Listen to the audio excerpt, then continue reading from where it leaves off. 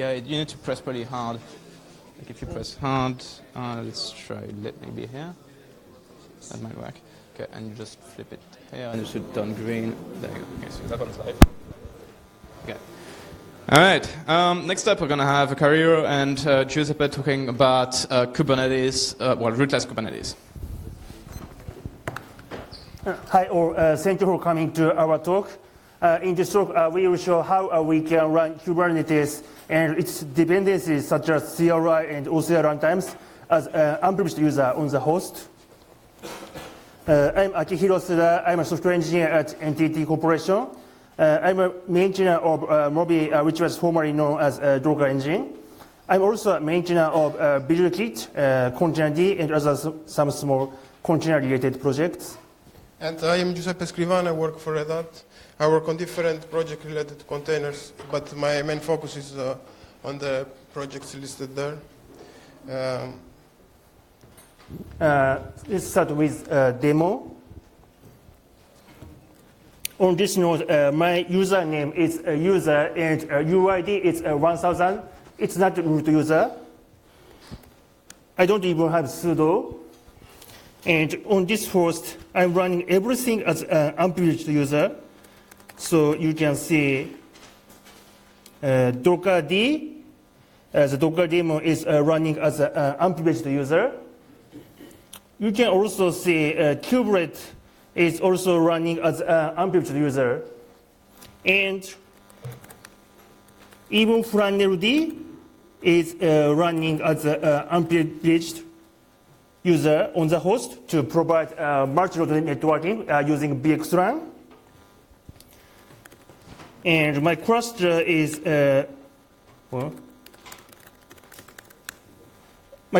composed on container-D node and Docker node and CRI node.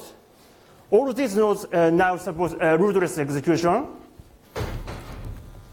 And I'm running some NCX pod on this cluster. And we have multi-node networking as well.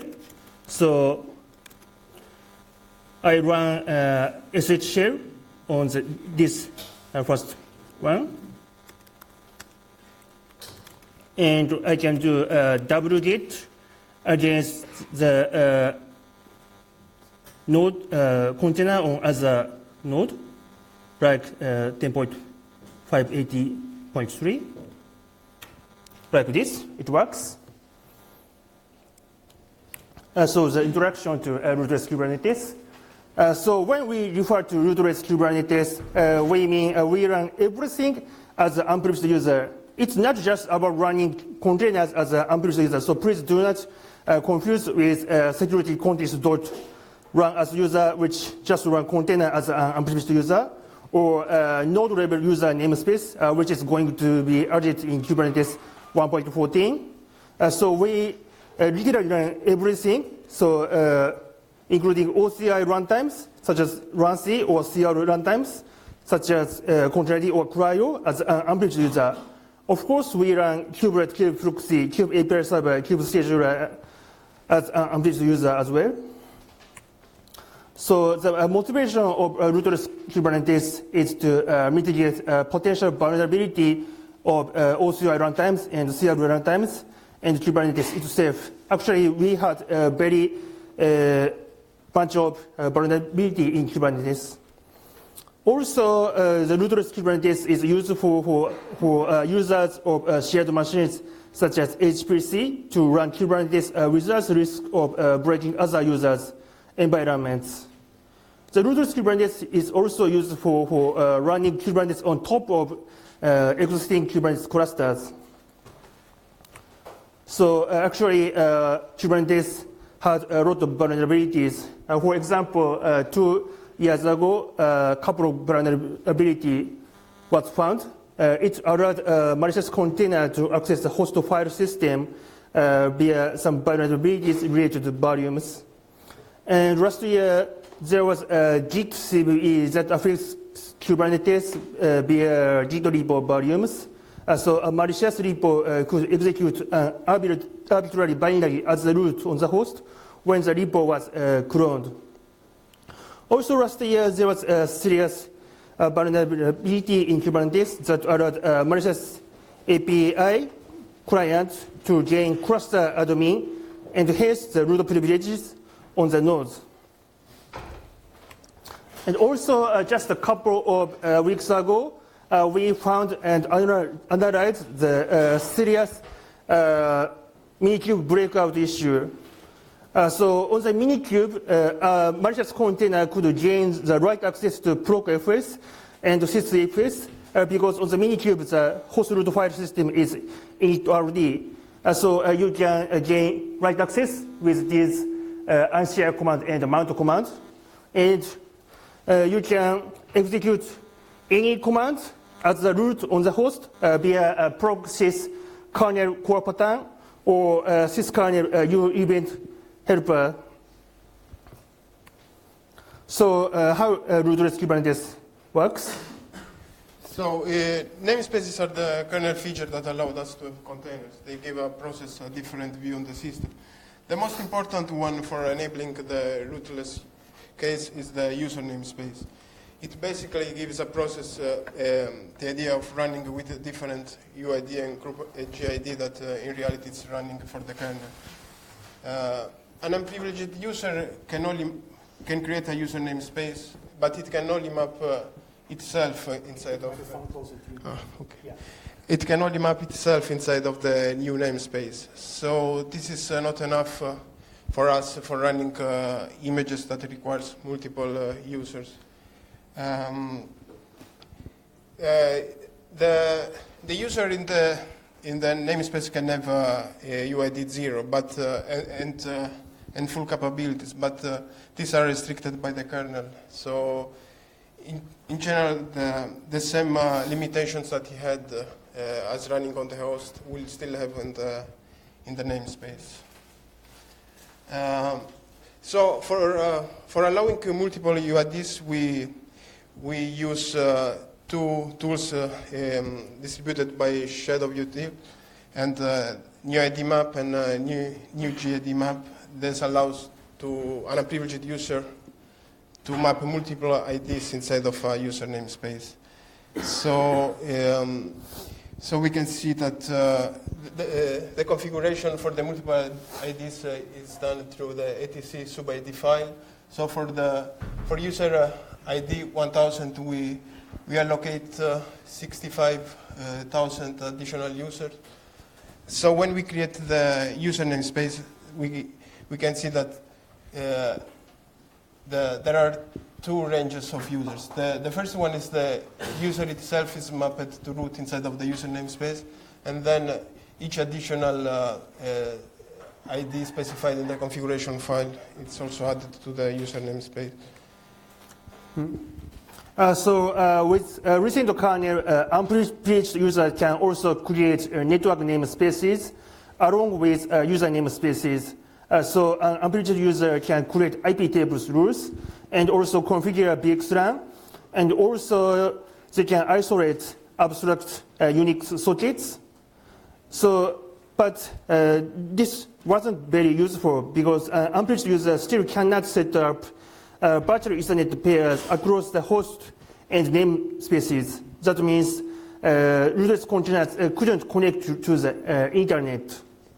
But this is not a problem because instead of virtual Ethernet pair, we can use Usermode network stack called Slirp. And there are a couple of Slirp implementations such as BDE plug, VPN kit, and Slirp for NetNS. Among these three implementations, Slirp for NetNS is the fastest. Especially when the MGU is about 64 kilobytes, Slirp for NetNS can reach more than 9 Gbps throughput. This is still slow compared to the rootful virtual Ethernet pair, which can reach more than 50 Gbps. But we consider 9 Gbps is enough for a lot of use cases. Slirp for NetNS is the fastest because it avoids copying packets across the namespaces. We also plan to add more optimizations. And we can also set up multi-node networking. Currently, BXRun is known to work. BXRun encapsulates Ethernet packets in UDP packets, so it can provide layer 2 connectivity across rootless containers on different nodes. Other protocols should work as well, except ones that require access to raw Ethernet. So probably GRE is not likely to work. So the container for being used needs to have its storage configured, and it needs to live somewhere. Many of the file systems that are used for containers running as root are not usable for rootless. Ubuntu allows overlay FS in a user namespace, but this is still not supported upstream as there are some security concerns about opening it for unprivileged user. But RFRS can also be used by an unprivileged user, but it requires to be configured before. And the device mapper is completely unreachable for a rootless. The simplest solution is just to extract the image as it is. For each container, you duplicate the entire image, and this is known as the VFS backend. This works, but we lose all the advantages of the duplication we have with overlay. This can be improved using ref links on file system supporting them, so that at least the same files share the same payload. But still, we need to create inodes, and this is as a cost if you have many containers. A nice feature that was added to Linux 4.18 is that it's possible to use Fuse file system in a user namespace. So we implemented basically overlay in a user space. It's Fuse overlay FS. It's a Fuse implementation of overlay. It brings in all the advantages of using overlay, so we have the same deduplication model based on layers. It's very fast to set up a container because we basically need to create an empty directory. And that's but it brings also extra complexity. It's a new implementation. He had a few issues in the last month. And in general, I consider it a temporary solution until overlay from the kernel is usable. So this was just to not stop us for using overlay for now. Cgroups is still the biggest problem we are having. Cgroup v1 is not considered safe for being used by unprivileged users. The delegation model there it's not considered safe. Cgroups version 2 will solve these issues, and it can be used by unprivileged users as well.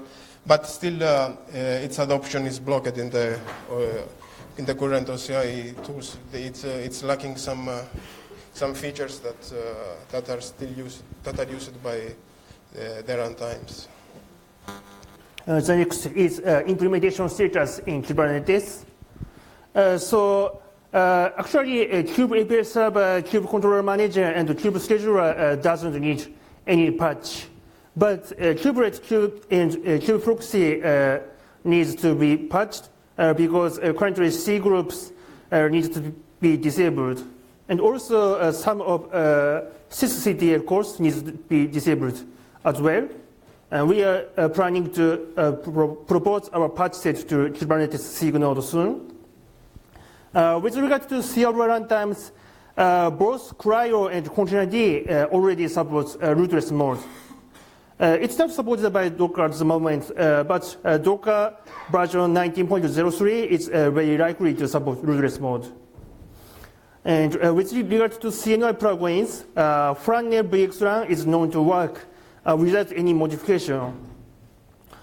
We also plan to work on kubeADM integration as well. And we provide Usermode, which is experimental binary distribution of rootless Kubernetes that can be installable under user's home directory without mess. So you can just download a binary archive from github.com/rootless-container/Usermode and just unpack the archive and just run run.sh. And you can do kubectl without mess. And we also provide Docker compose.yaml for demonstrating shared multi-node cluster of rootless Kubernetes. The cluster is composed of Docker Stream node, CRI node, and container node. And the front-end VX1 is enabled by default. But this cluster is just proof of concept status, especially TLS is not enabled it in this cluster. So we welcome contribution. We also plan to provide Kubernetes YAML for deploying Usermode on top of existing Kubernetes cluster. Any questions?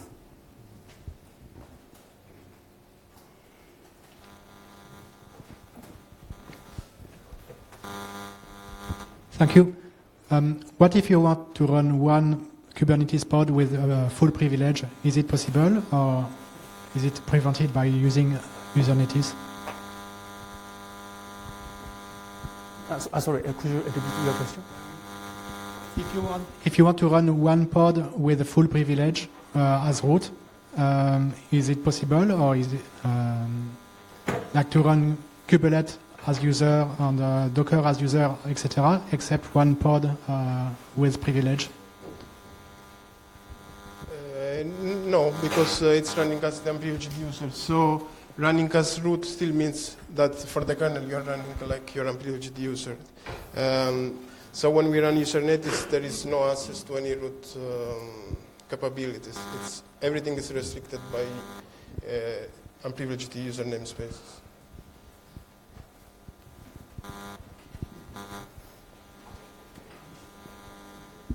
Thank you. We provide Kubernetes pods to developers, but we forbid sudo access. How easy is this to replicate, and can this be used to give developers sudo access, for example, for sudo apt-get install?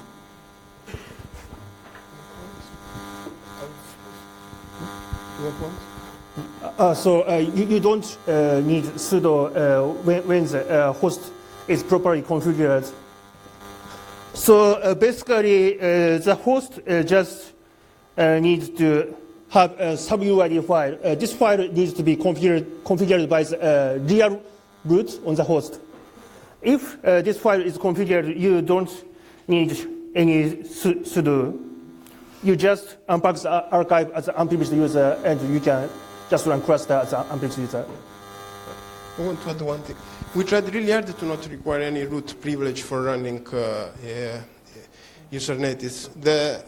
The only exception is, as I showed before, it's with setting up multiple IDs, and this is something just an unprivileged user can't do.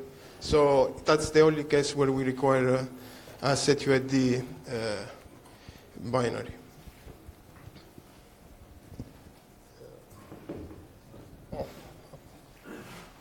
Any other question? Yeah.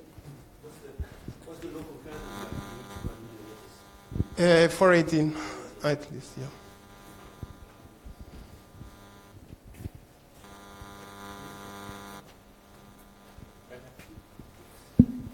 Hi.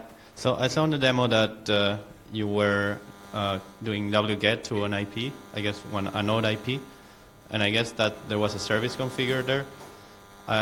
Listening on port 80, I wonder how you did that without having root for using IP tables or that.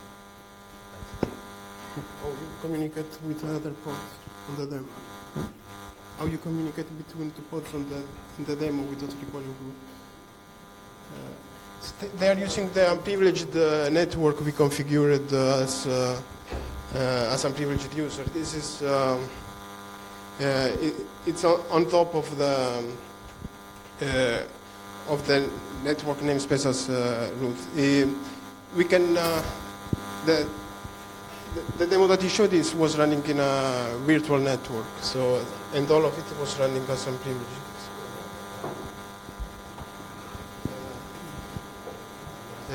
I guess that's all. Thanks for coming.